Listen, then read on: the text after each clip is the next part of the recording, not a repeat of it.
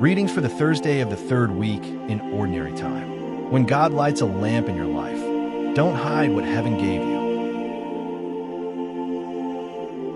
Reading I, 2 Samuel 7 verses 18 to 19, 24 to 29. Responsorial Psalm. Psalm 132 verses 1 to 2, 3 to 5, 11, 12, 13 to 14. Alleluia.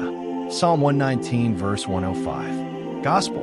Mark 4 verses 21 to 25. Reading I, 2 Samuel 7 verses 18 to 19, 24 to 29. After Nathan had spoken to King David, the king went in and sat before the Lord and said, "Who am I, Lord God, and who are the members of my house, that you have brought me to this point? Yet even this you see is too little, Lord God. You have also spoken to the house of your servant for a long time to come. This too you have shown to man, Lord God. You have established for yourself your people Israel as yours forever, and you, Lord, have become their God. And now, Lord God, confirm for all time the prophecy you have made concerning your servant and his house, and do as you have promised.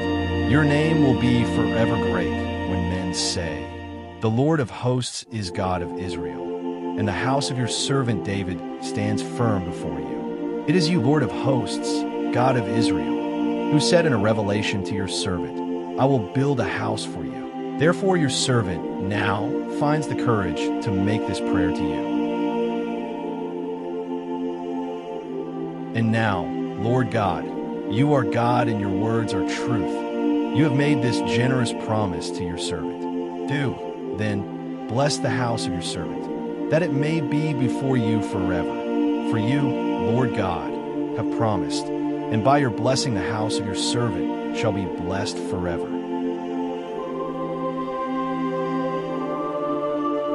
Responsorial Psalm. Psalm 132 verses 1 to 2, 3 to 5, 11, 12, 13 to 14.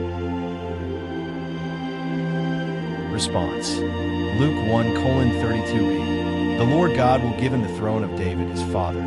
Lord, remember David and all his anxious care, how he swore an oath to the Lord, vowed to the mighty one of Jacob.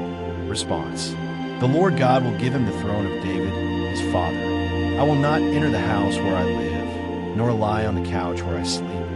I will give my eyes no sleep, my eyelids no rest, till I find a home for the Lord, a dwelling for the mighty one of Jacob. Response. The Lord God will give him the throne of David his father. The Lord swore an oath to David affirm, promise from which he will not withdraw. Your own offspring I will set upon your throne. Response. The Lord God will give him the throne of David his father. If your sons keep my covenant and the decrees which I shall teach them, their sons, too, forever, shall sit upon your throne. Response. The Lord God will give him the throne of David his father. For the Lord has chosen Zion. He prefers her for his dwelling. Zion is my resting place forever. In her I will dwell, for I prefer her. Response. The Lord God will give him the throne of David his father. Alleluia. Psalm 119 verse 105. Response. Alleluia, alleluia. A lamp to my feet is your word, a light to my path. Response. Alleluia, alleluia.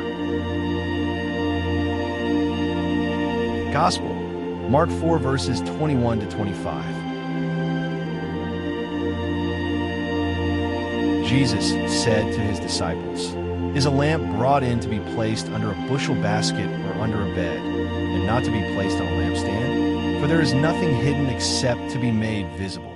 Nothing is secret except to come to light. Anyone who has ears to hear ought to hear."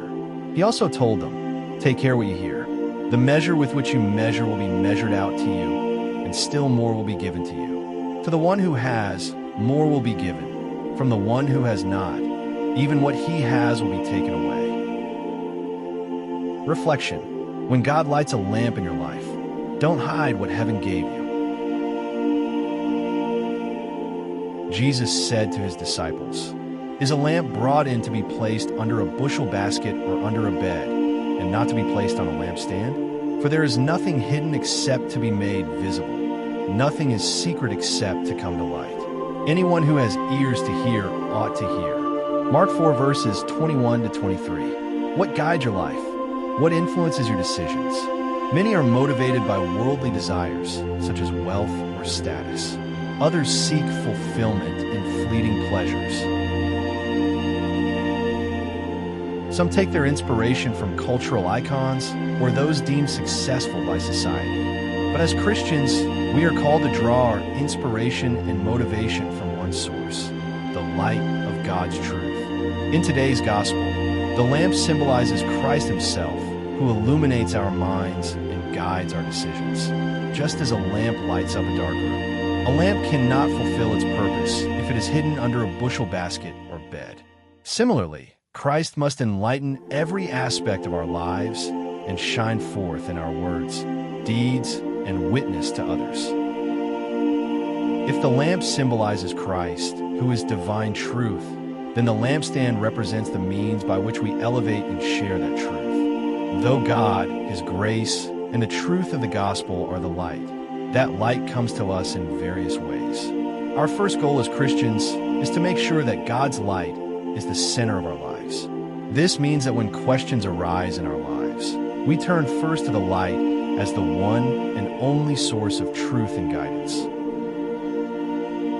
We do this by turning to the scriptures, the catechism, the lives of the saints, and the inspiration of other holy people. Just as a lampstand supports and elevates a lamp, it also provides a firm foundation, ensuring the light remains steady and visible even amid the winds of life's challenges.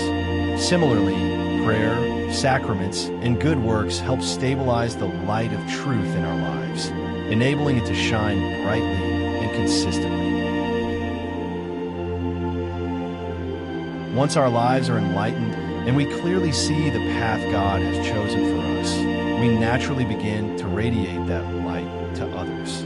This is the essence of evangelization. By our daily prayer, sacramental life, acts of charity, and courage in witnessing to the gospel, we become the lampstand that lifts high the light of Christ.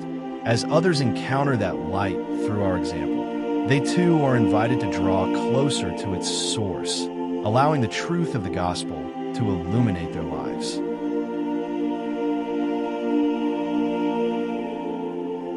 Sometimes we can struggle in our efforts to evangelize.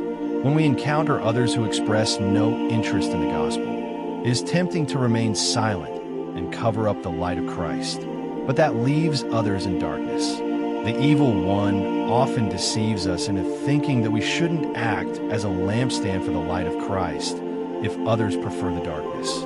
We might fear offending them or sounding holier than them. This is a dangerous trap. Charity demands evangelization. All people need Christ in their lives, even if they do not know it or are hostile to Christ's light. If you struggle being a lampstand for Christ, reflect on Jesus' next words. For there is nothing hidden except to be made visible. Nothing is secret except to come to light. In other words, we all will stand one day before the judgment seat of Christ when every hidden thought and action will come to light, visible to us and all who stand before Christ at the final judgment. On that day, will we regret having done everything possible to be a lampstand for Christ's light to others? Certainly not. Instead, we will rejoice in every effort we made, even if our words and actions seemed futile. The light we shine might not immediately brighten someone else's path. Yet, like seeds planted in the soil, it has the potential to grow and bear fruit in God's perfect timing. Reflect today on whether you have allowed fear, complacency, or self-doubt to hide the light of Christ in your life. Consider the people God has placed in your path who need His light but have not yet encountered it through you. Resolve to be a lampstand for Christ, courageously and lovingly lifting His truth high for all to see. Prayer. Jesus, light of the world, you came to reveal yourself as the truth that sets all people free and the light who dispels all darkness. Please shine brightly in my life and be my guide always so that I, in turn, may act as an instrument upon which you rest and shine forth in the lives of others. Jesus, I trust in you.